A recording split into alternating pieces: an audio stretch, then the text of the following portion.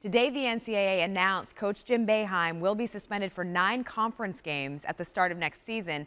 The school's website is reporting his status as second on the all-time coaching list may slide down to 6th as the team may be forced to vacate 108 wins. Boeheim released this statement saying, "I am disappointed with many of the findings and conclusions as stated in the infractions report.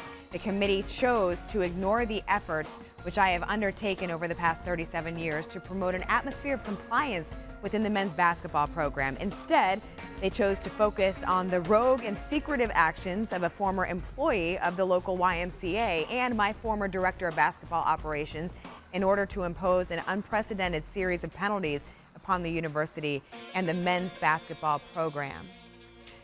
We are joined now by ESPN's Andy Katz. So, your reaction to that statement?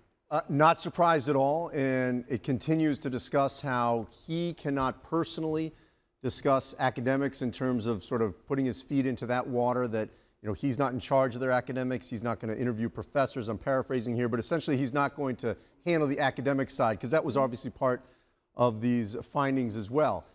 He sort of puts it on the director of basketball operations and the employee from the YMCA, people that he trusted, and that if they did commit these violations, then essentially they should be held accountable, but then put his own record on the line here saying, look, I've been here for 37 years and I have tried to always keep a program compliant.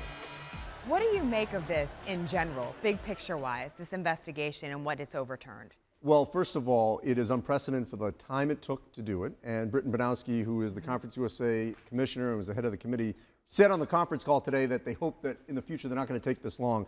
But they're clearly trying to put the hammer down on a major program and a high-profile Hall of Fame coach. They have for years now tried to shift the emphasis onto a head coach, regardless of where the violation is within the program. Assistant coach, strength coach, if it's under your watch, they're making you accountable. That's what they're going to do going forward. And in fact, under the new set of penalties, it could be even harsher. It could be half a season. It could be a 2-year postseason ban. So they're trying to sort of really direct things at the head coach. Is he going to appeal? Yes, according to a source close to him, he will appeal the 9 games. What's interesting here is who hears the appeal.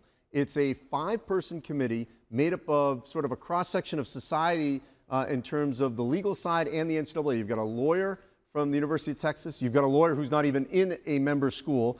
You've got a faculty rep from Miami of Ohio. You've got an athletic director from Vandy and a law professor from George Washington. So those are the 5 people that will hear this appeal on the Boeheim game suspension and anything that Syracuse puts forward. The NCAA telling me they're not going to say when they're going to hear this appeal, but it's an interesting sort of collection of people.